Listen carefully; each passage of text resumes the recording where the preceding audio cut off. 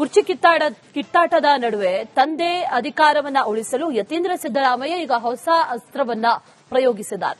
ಈ ಮೂಲಕ ಹಲವರಿಗೆ ಪರೋಕ್ಷವಾಗಿ ಟಕ್ಕರ್ ಕೂಡ ಕೊಟ್ಟಿದ್ದಾರೆ. ಹಾಗಾದ್ರೆ ಯತೀಂದ್ರ ಸಿದ್ದರಾಮಯ್ಯ ಹೂಡಿರುವಂತಹ ದಾಳ ಏನು? ಇಲ್ಲಿದೆ ನೋಡಿ ಡೀಟೇಲ್ಸ್. ನಮ್ಮ ಪಕ್ಷದಲ್ಲಿ ಯಾರು ಮುಖ್ಯಮಂತ್ರಿ ಆಗಬೇಕು ಅಂತ ತೀರ್ಮಾನ ಮಾಡೋದು ನಮ್ಮ ಪಕ್ಷದ ಮುಖ್ಯಮಂತ್ರಿ ಪದವಿಗೆ ಆಕಾಂಕ್ಷಿಗಳು ಇರ್ತಾರೆ. ಅವ್ರ ಕಡೆಯವರು ಒಂದಷ್ಟು ಜನ ಕೇಳಿರ್ತಾರೆ. ಅಪ್ಪನ ಪರ ಜಾತಿ ಅಸ್ತ್ರ ಪ್ರಯೋಗಿಸಿದ್ರ ಯತೀಂದ್ರ. ತಂದೆ ಸಿಎಂ ಕುರ್ಚಿ ಉಳಿಸಲು ಯತೀಂದ್ರ ಕಸರತ್ತು. ರಾಜ್ಯ ರಾಜಕಾರಣದ ಪವರ್ ಫೈಟ್ ದೆಹಲಿಯಲ್ಲೂ ರಂಗೇರಿದೆ. ಸಿದ್ದರಾಮಯ್ಯ ಹಾಗೂ ಡಿಕೆ ಶಿವಕುಮಾರ್ ಆಂತರಿಕ ಸಂಘರ್ಷ ಕಾಂಗ್ರೆಸ್ ಹೈಕಮಾಂಡ್ಗೆ ತಲೆನೋವು ತಂದಿಟ್ಟಿದೆ. ಇದರ ನಡುವೆ ತಂದೆ ಸಿಎಂ ಕುರ್ಚಿ ಉಳಿಸಿಕೊಳ್ಳಲು ಯತೀಂದ್ರ ಸಿದ್ದರಾಮಯ್ಯ ಜಾತಿ ಅಸ್ತ್ರ ಪ್ರಯೋಗಿಸಿದ್ದಾರೆ ಎನ್ನಲಾಗುತ್ತಿದೆ. ಇಲ್ಲದ ಹಗರಣ ಸೃಷ್ಟಿಸಿ ಅಧಿಕಾರದಿಂದ ಇಳಿಸಲು ಷಡ್ಯಂತ್ರ. ಒಂದು ಸಣ್ಣ ತಪ್ಪು ಮಾಡಿದ್ರು ಅದನ್ನ ದೊಡ್ಡದಾಗಿ ಮಾಡ್ತಾರೆ. ಟಿಪ್ಪಣಿಗಳನ್ನ ಬಹಳ ದೊಡ್ಡದಾಗಿ ಮಾಡ್ತಾರೆ. ಇಲ್ಲದೇ ಇರುವಂತಹ ಹಗರಣಗಳನ್ನ ಸೃಷ್ಟಿಸ್ತಾರೆ. ಹೇಗಾದ್ರೂ ಮಾಡೋದನ್ನ ಕೆಳಗಿಳಿಸಬೇಕು, ಅಧಿಕಾರಿಗಳ ಕೆಳಗಿಳಿಸಬೇಕು ಅನ್ನೋ ಪ್ರಯತ್ನ ಮಾಡ್ತಾರೆ. ಆದ್ರೆ ರಾಜಕೀಯ ಶಕ್ತಿಯು ಬಹಳ ಮುಖ್ಯ. ಸಮುದಾಯದ ಯಾರೋ ಒಬ್ಬ ವ್ಯಕ್ತಿ ಕೂಡ ರಾಜಕೀಯವಾಗಿ ದೊಡ್ಡ ಪದವಿಯಿದ್ರೆ ಅದಕ್ಕೆ ಸಮುದಾಯದ ಎಲ್ಲರಿಗೂ ಕೂಡ ಅನುಕೂಲ ಆಗೇ ಆಗುತ್ತೆ. ಸೊ ಹಾಗಾಗಿ ಆ ರಾಜಕೀಯ ಶಕ್ತಿ ಉಳಿಸ್ಕೊಳ್ಳುವಂತ ಕೆಲಸ ಮಾಡಬೇಕು.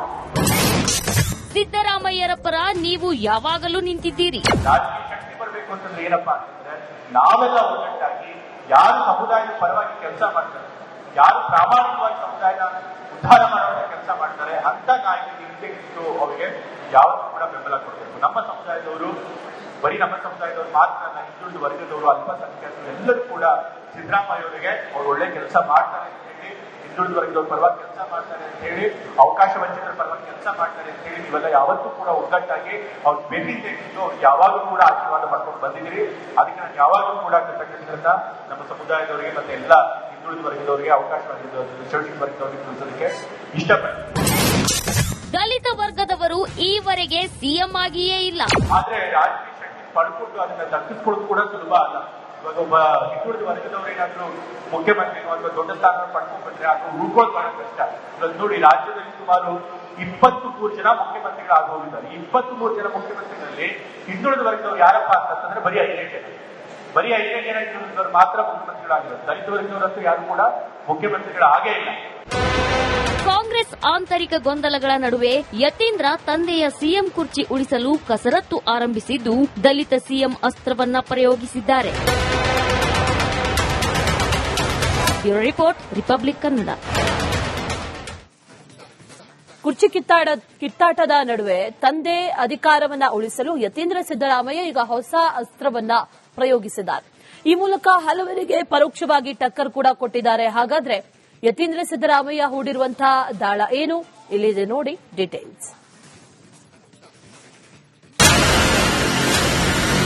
ನಮ್ಮ ಪಕ್ಷದಲ್ಲಿ ಯಾರು ಮುಖ್ಯಮಂತ್ರಿ ಆಗಬೇಕು ಅಂತ ತೀರ್ಮಾನ ಮಾಡೋದು ನಮ್ಮ ಪಕ್ಷದ ಮುಖ್ಯಮಂತ್ರಿ ಪದವಿಗೆ ಆಕಾಂಕ್ಷಿಗಳು ಇರ್ತಾರೆ. ಅವ್ರ ಕಡೆಯವರು ಒಂದಷ್ಟು ಜನ ಕೇಳಿರ್ತಾರೆ. ಅಪ್ಪನ ಪರ ಜಾತಿ ಅಸ್ತ್ರ ಪ್ರಯೋಗಿಸಿದ್ರ ಯತೀಂದ್ರ. ತಂದೆ ಸಿಎಂ ಕುರ್ಚಿ ಉಳಿಸಲು ಯತೀಂದ್ರ ಕಸರತ್ತು. ರಾಜ್ಯ ರಾಜಕಾರಣದ ಪವರ್ ಫೈಟ್ ದೆಹಲಿಯಲ್ಲೂ ರಂಗೇರಿದೆ. ಸಿದ್ದರಾಮಯ್ಯ ಹಾಗೂ ಡಿಕೆ ಶಿವಕುಮಾರ್ ಆಂತರಿಕ ಸಂಘರ್ಷ ಕಾಂಗ್ರೆಸ್ ಹೈಕಮಾಂಡ್ಗೆ ತಲೆನೋವು ತಂದಿಟ್ಟಿದೆ. ಇದರ ನಡುವೆ ತಂದೆ ಸಿಎಂ ಕುರ್ಚಿ ಉಳಿಸಿಕೊಳ್ಳಲು ಯತೀಂದ್ರ ಸಿದ್ದರಾಮಯ್ಯ ಜಾತಿ ಅಸ್ತ್ರ ಪ್ರಯೋಗಿಸಿದ್ದಾರೆ ಎನ್ನಲಾಗುತ್ತಿದೆ. ಇಲ್ಲದ ಹಗರಣ ಸೃಷ್ಟಿಸಿ ಅಧಿಕಾರದಿಂದ ಇಳಿಸಲು ಷಡ್ಯಂತ್ರ. ಒಂದು ಸಣ್ಣ ತಪ್ಪು ಮಾಡಿದ್ರು ಅದನ್ನ ದೊಡ್ಡದಾಗಿ ಮಾಡ್ತಾರೆ. ಟಿಪ್ಪಣಿಗಳನ್ನ ಬಹಳ ದೊಡ್ಡದಾಗಿ ಮಾಡ್ತಾರೆ. ಇಲ್ಲದೇ ಇರುವಂತಹ ಹಗರಣಗಳನ್ನ ಸೃಷ್ಟಿಸ್ತಾರೆ. ಹೇಗಾದ್ರೂ ಮಾಡೋದನ್ನ ಕೆಳಗಿಳಿಸಬೇಕು, ಅಧಿಕಾರಿಗಳ ಕೆಳಗಿಳಿಸಬೇಕು ಅನ್ನೋ ಪ್ರಯತ್ನ ಮಾಡ್ತಾರೆ. ಆದ್ರೆ ರಾಜಕೀಯ ಶಕ್ತಿಯು ಬಹಳ ಮುಖ್ಯ. ಸಮುದಾಯದ ಯಾರೋ ಒಬ್ಬ ವ್ಯಕ್ತಿ ಕೂಡ ರಾಜಕೀಯವಾಗಿ ದೊಡ್ಡ ಪದವಿಯಿದ್ರೆ ಅದಕ್ಕೆ ಸಮುದಾಯದ ಎಲ್ಲರಿಗೂ ಕೂಡ ಅನುಕೂಲ ಆಗೇ ಆಗುತ್ತೆ. ಸೊ ಹಾಗಾಗಿ ಆ ರಾಜಕೀಯ ಶಕ್ತಿ ಉಳಿಸ್ಕೊಳ್ಳುವಂತ ಕೆಲಸ ಮಾಡಬೇಕು.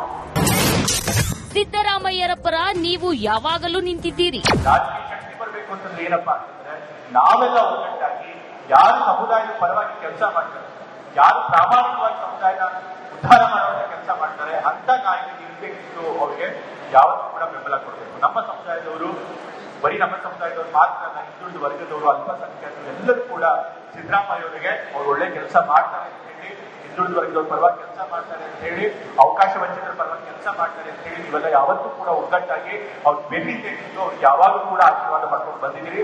ಅದಕ್ಕೆ ನಾನು ಯಾವಾಗಲೂ ಕೂಡ ಕೃತಜ್ಞತೆಗಳನ್ನ ನಮ್ಮ ಸಮುದಾಯದವರಿಗೆ ಮತ್ತೆ ಎಲ್ಲ ಹಿಂದುಳಿದ ವರ್ಗದವರಿಗೆ, ಅವಕಾಶ ಶೋಷಿತ ವರ್ಗದವರಿಗೆ ತಿಳಿಸೋದಕ್ಕೆ ಇಷ್ಟಪಡ್ತೀನಿ. ದಲಿತ ವರ್ಗದವರು ಈವರೆಗೆ ಸಿಎಂ ಆಗಿಯೇ ಇಲ್ಲ. ಆದ್ರೆ ರಾಜಕೀಯ ಶಕ್ತಿ ಪಡ್ಕೊಂಡು ಅದನ್ನ ದಕ್ಕಿಸ್ಕೊಳ್ಳೋದು ಕೂಡ ಸುಲಭ ಅಲ್ಲ. ಇವಾಗ ಒಬ್ಬ ಹಿಂದುಳಿದ ವರ್ಗದವರೇನಾದ್ರೂ ಮುಖ್ಯಮಂತ್ರಿ ಅಥವಾ ದೊಡ್ಡ ಸ್ಥಾನ ಪಡ್ಕೊಂಡು ಬಂದ್ರೆ ಅದು ಉಳ್ಕೊಳ್ಳೋದು ಬಹಳ ಕಷ್ಟ. ಇವಾಗ ನೋಡಿ, ರಾಜ್ಯದಲ್ಲಿ ಸುಮಾರು 23 ಜನ ಮುಖ್ಯಮಂತ್ರಿಗಳಾಗೋಗಿದ್ದಾರೆ. 23 ಜನ ಮುಖ್ಯಮಂತ್ರಿಗಳಲ್ಲಿ ಹಿಂದುಳಿದ ವರ್ಗದವ್ರು ಯಾರಪ್ಪ ಅಂತಂದ್ರೆ ಬರೀ 5 ಜನ. ಬರೀ 5 ಜನ ಹಿಂದುಳಿದವರು ಮಾತ್ರ ಮುಖ್ಯಮಂತ್ರಿಗಳಾಗಿದ್ದಾರೆ. ದಲಿತ ವರ್ಗದವರಂತೂ ಯಾರು ಕೂಡ ಮುಖ್ಯಮಂತ್ರಿಗಳಾಗೇ ಇಲ್ಲ. ಕಾಂಗ್ರೆಸ್ ಆಂತರಿಕ ಗೊಂದಲಗಳ ನಡುವೆ ಯತೀಂದ್ರ ತಂದೆಯ ಸಿಎಂ ಕುರ್ಚಿ ಉಳಿಸಲು ಕಸರತ್ತು ಆರಂಭಿಸಿದ್ದು, ದಲಿತ ಸಿಎಂ ಅಸ್ತ್ರವನ್ನ ಪ್ರಯೋಗಿಸಿದ್ದಾರೆ. Bureau report, republic Kannada.